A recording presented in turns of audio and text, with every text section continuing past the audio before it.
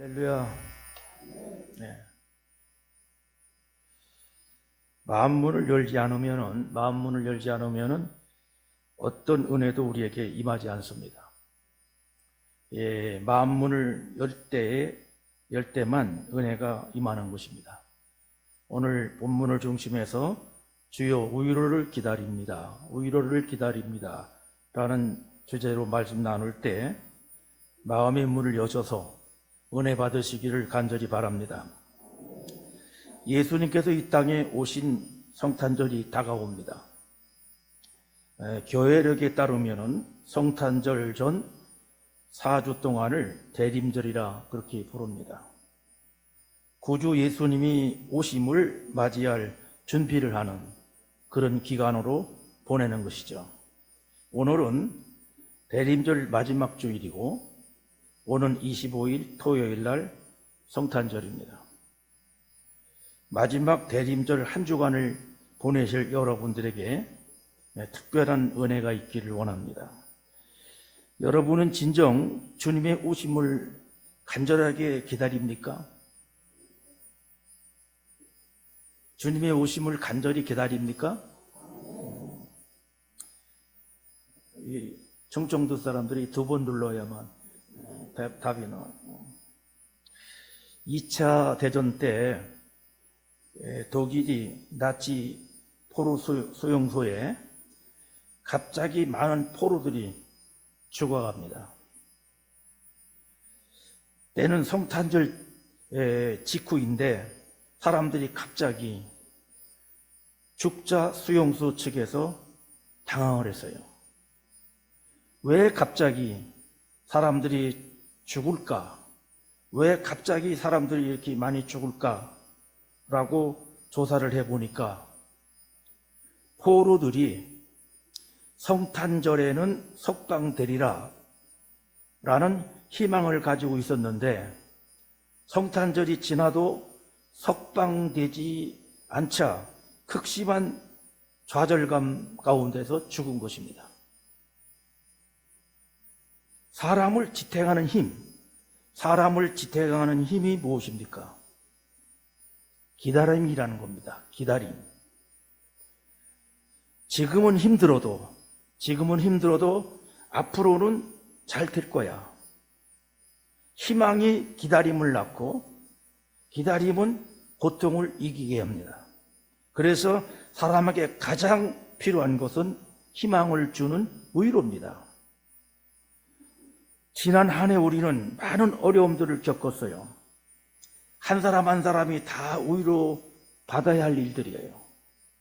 장기화되는 코로나 사태로 모두가 힘들어했고 지금도 힘들어하고 있습니다. 모두가 위로가 필요합니다. 이 세상 사람 중에 위로의 말이 필요 없는 사람이 있을까요? 우리가 겪는 일 중에 위로가 필요 없는 일이 있을까요? 없습니다. 이런 말이 있어요. 이 세상에서 가장 불행한 것은 넘어졌을 때 일으켜 줄 사람이 없는 것이다. 그렇습니다.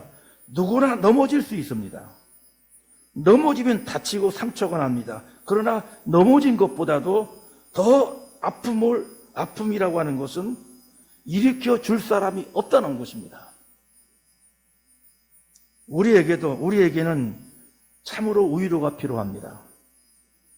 남의 위로도 필요하지만 내가 나를 위로하는 위로도 필요합니다. 어떻습니까?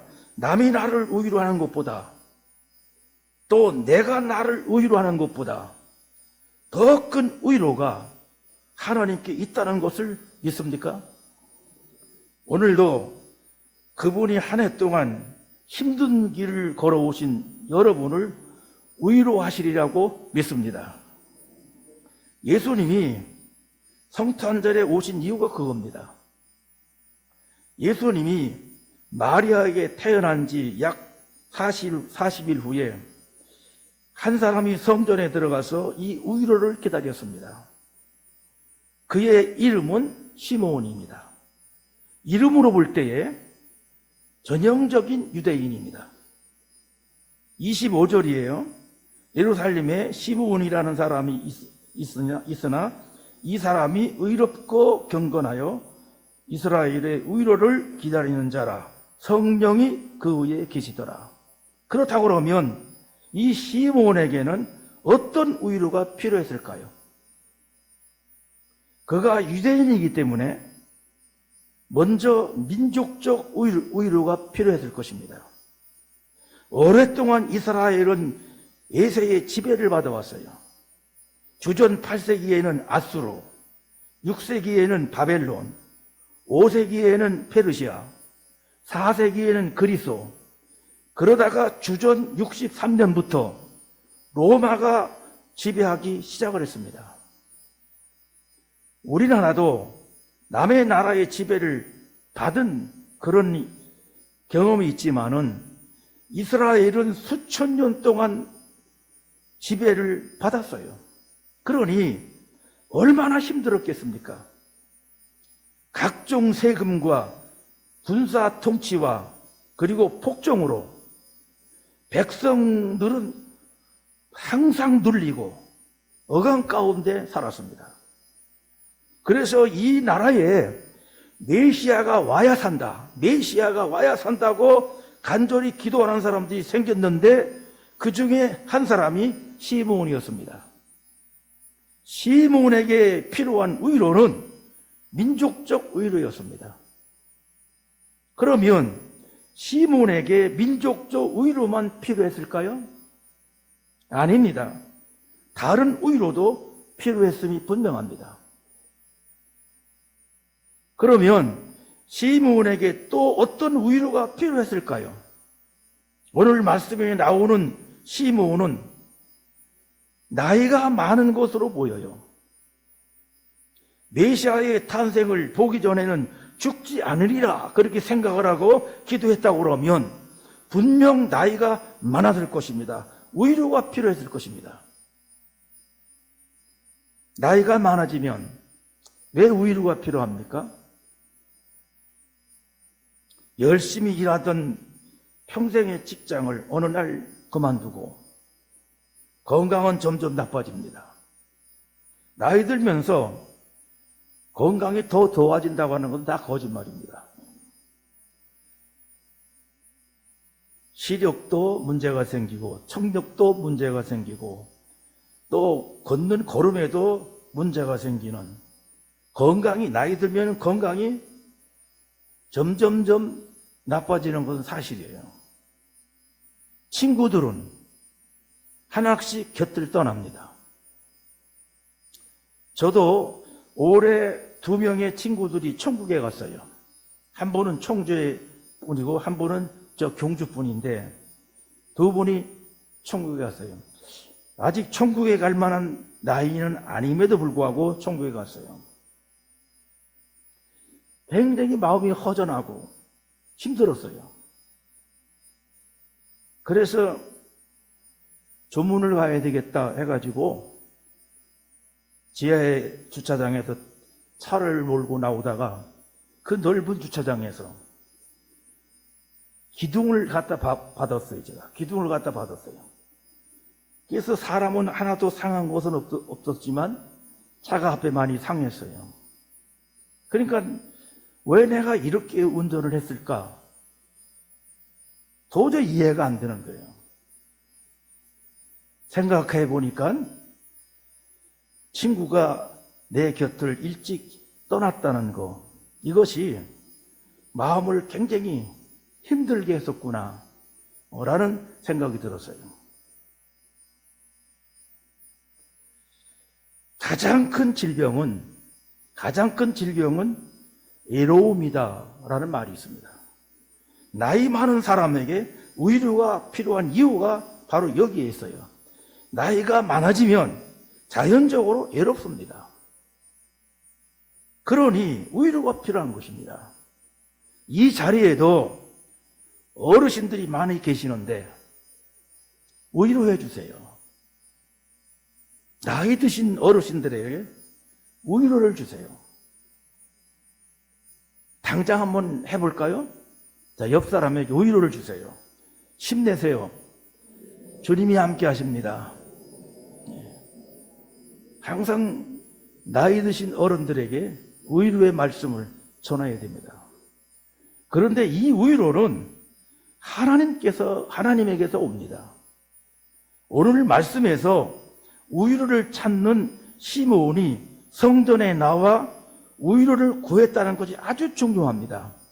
시므온이 성전에 나온 이유가 무엇입니까? 기도하기 위해서입니다. 기도는 왜 합니까? 모든 위로가 하나님으로부터 오기 때문입니다. 25절을 다시 보실까요? 예루살렘에 시므온이라는 사람이 있으니 이 사람이 의롭고 경건하여 이스라엘의 위로를 기다리는 자라. 성령이 그 위에 계시더라. 모든 위로는 하나님께부터 옵니다. 고린도후서 1장 3절부터 4절 말씀 여러분들 아시죠? 찬송하니로다. 그는 우리 주 예수 그리스도의 하나님이시고 자비의 하나님이시오 모든 위로의 하나님이시며 우리의 모든 환난 중에서 우리를 위로하사 우리로 하여금 하나님께 받는 위로로서 모든 환난 중에 있는 자들을 능히 위로하게 하시는 이시로다. 고린도후서 1장 3절 4절 이 두 절에서 위로라고 하는 단어가 4번이나 나옵니다. 여기서 바울이 말한 말을 여러분들 기억하십시오. 모든 위로의 하나님, 모든 위로의 하나님 이런 표현을 씁니다. 왜 모든이라는 단어를 사용했습니까? 하나님이 위로하지 못할 일이 없다는 겁니다. 하나님은 위로하지 못할 일이 없다. 모두 다 위로할 수 있다. 그런 뜻입니다. 또 이 고린도후서를 보면은 하나님의 위로가 아니라 위로의 하나님이라고 그렇게 말을 했어요. 이 차이가 매우 중요합니다. 왜 이 차이가 중요합니까? 하나님의 위로하면은 하나님이 하시는 일이 많은데 그 중에 하나가 위로라 그런 뜻이에요. 그런데 위로의 하나님 하면은 하나님이 본성이 위로라는 것입니다. 위로는 하나님의 하는 일 중에 하나가 아니라 하나님 자신의 성품이라는 거예요. 위로는 하나님의 일이 아니라 하나님의 성품입니다. 하나님의 본성 안에 위로가 있습니다. 그래서 모든 환난 중에 있는 자를 능히 위로하십니다. 낙심한 엘리야를 위로해가지고 로뎀에서 쉬게 하셨고 고통당한 욥을 위로하여서 고난을 이기게 했고 그 위로로 예레미야를 다니엘을 바울을 그리고 저와 여러분들을 위로하십니다. 이 위로는 하나님에게서 나옵니다. 믿습니까? 이 위로는 하나님에게서부터 나옵니다. 그리고 성령은 위로의 영입니다. 시므온이 하나님의 위로를 기다리며 기도할 때 성경이 강조한 것이 있어요. 성령이 감동했다는 거예요. 25절부터 27절까지 보십시오. 예루살렘에 시므온이라는 사람이 있으니 이 사람이 의롭고 경건하여 이스라엘의 위로를 기다리는 자라. 성령이 그 위에 계시더라. 그가 주의 그리스도를 보기 전에 죽지 아니하리라 하는 성령의 지시를 받았더니 성령의 감동으로 성전에 들어가매 마침 부모가 율법의 전례대로 행하고자 하여 그 아기 예수를 데리고 오는지라. 성령이 무려 3번이 나옵니다. 성령이 그 위에 있더라. 성령의 지시를 받고 성령의 감동으로 성전에 들어가매 왜 이렇게 성령이 많이 나올까요?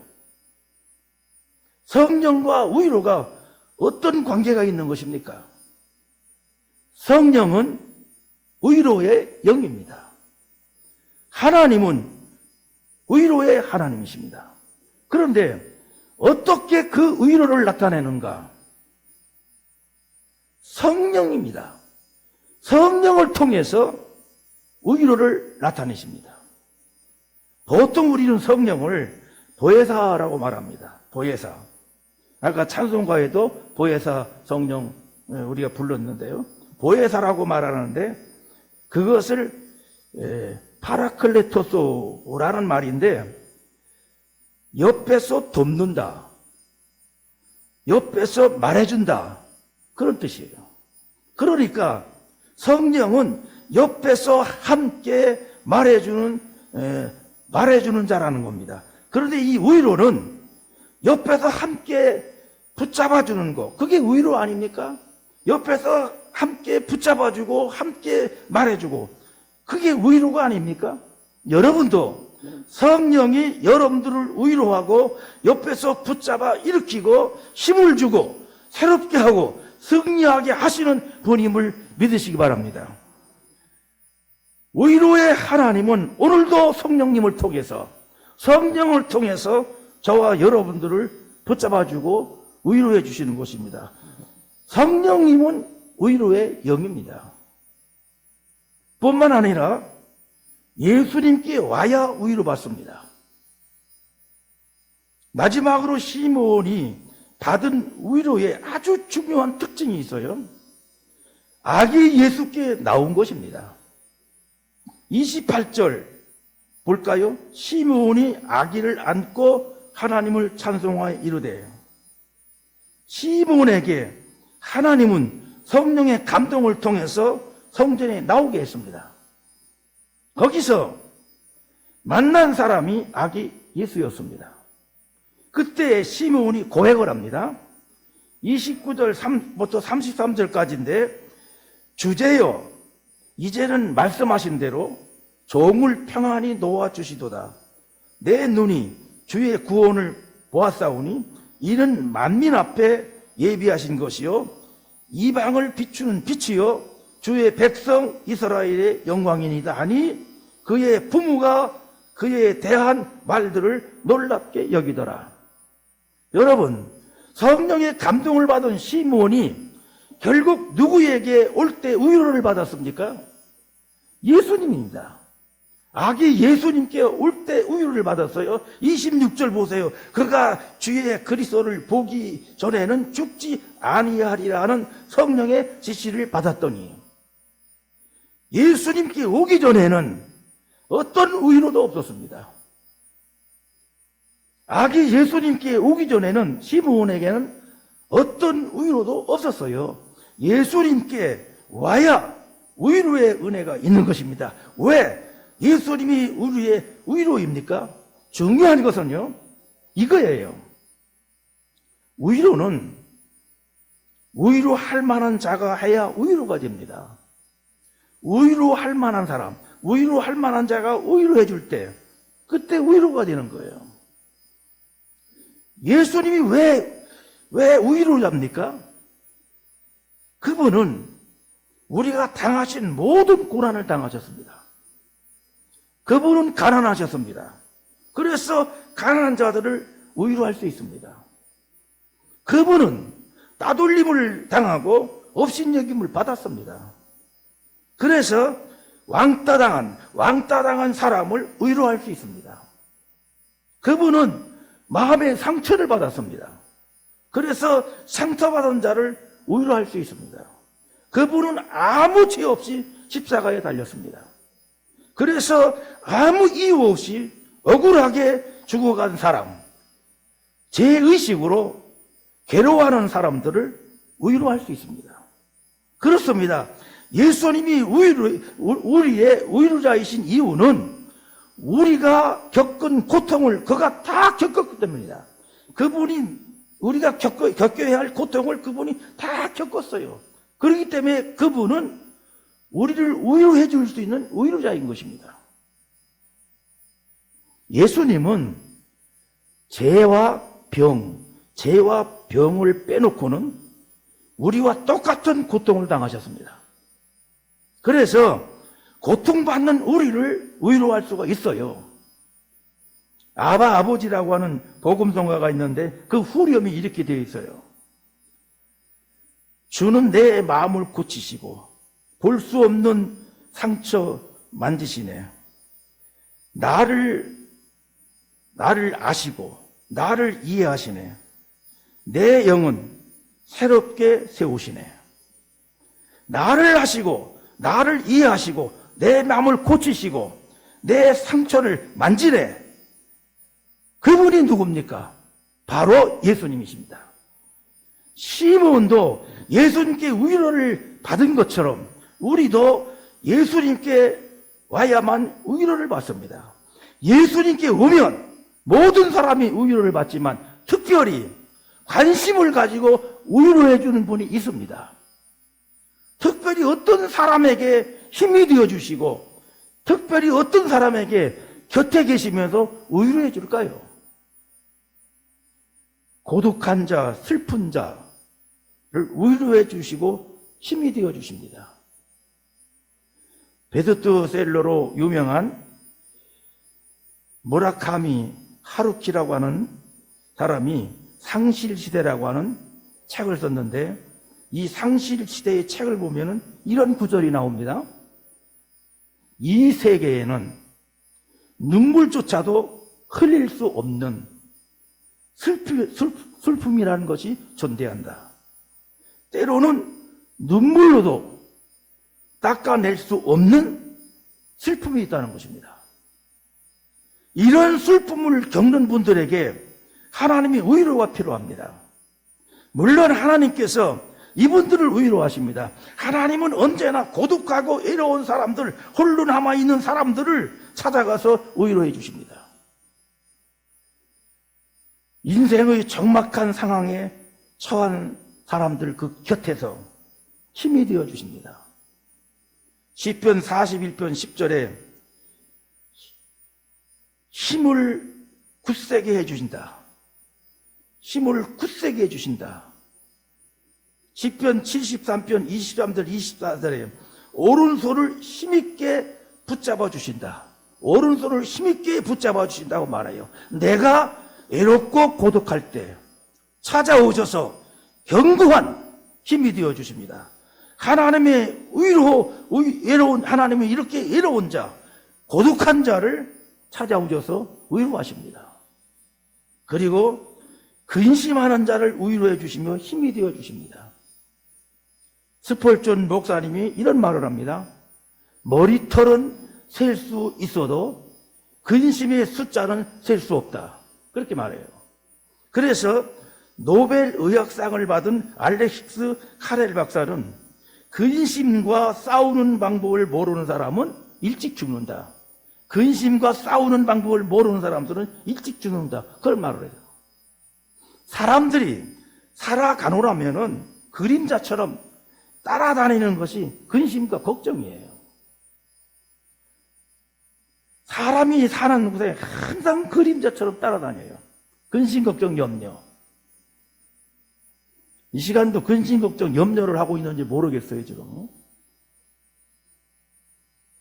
농사 짓는 어느 집사님이 있었는데 이 집사님은 늘 근심, 걱정이 많은 사람이에요. 한 해는 풍년이 들어서 감자가 아주 잘 되어서 굉장히 많이 수확하게 되었어요. 평소 걱정을 많이 한다는 것을 안 목사님께서 그 집사님 가정에 신방을 갔습니다. 이제 농사가 풍년이 들었으니 걱정을 좀 덜고 얼굴에 웃음이 가득하겠지 하는 마음으로 신방을 한 것입니다. 그런데 여전히 걱정이 가득한 얼굴로 한숨을 쉬고 있는 거예요. 그래서 목사님이 물었습니다. 집사님, 풍년이 들어서 감자를 많이 수확을 하게 되었는데 얼굴이 왜 그래요?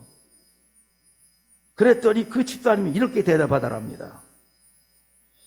감자 농사가 잘 되기는 했습니다마는 작년에는 썩은 감자가 많아서 돼지를 잘 먹였는데 올해는 썩은 감자가 없어서 돼지 먹일 것이 없네요. 사람은요, 누구나가 걱정과 근심, 염려 가운데 살아갑니다.